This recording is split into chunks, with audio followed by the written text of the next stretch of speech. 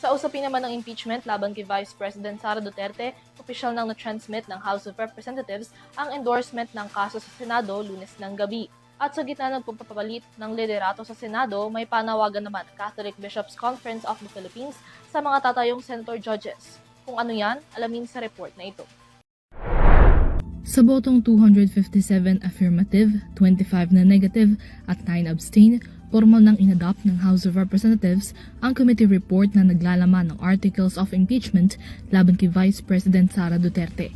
Sa makatuwid, tuluyan ng inimpeach ng mababang kupulungan si Duterte na ikalawang pagkakataon na mula nang ma-impeach din ng Kamara Pebrero ng nakaraang taon.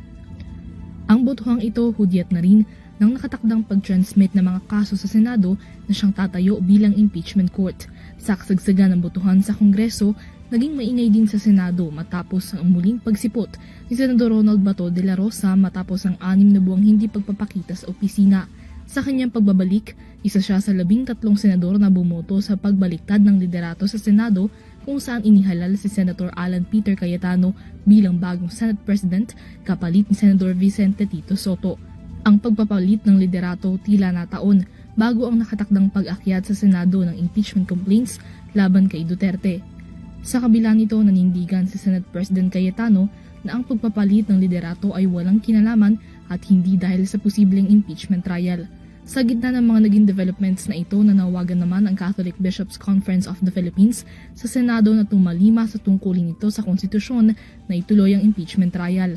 Ayon sa CBCP, may sinumpaang tungkulin ang mga senador na magsagawa ng impeachment trial at desisyonan ang kaso laban sa ikalawang pangulo ng naaayon sa proseso at sa ebidensya.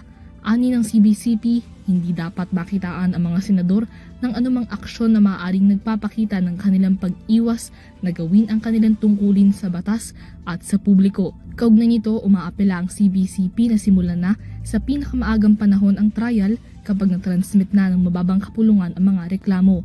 Gate nito, ang pagpapaliban sa paglilitis ay pagpapaliban din ng pagkamit ng katotohanan at hustisya hindi lamang para sa mga Pilipino kundi maging para kay Duterte na akusado.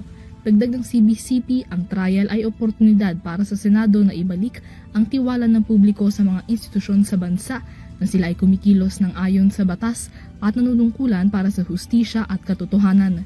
Para sa EuroTV News, Mia Layagin sumasaludo sa bawat Pilipino.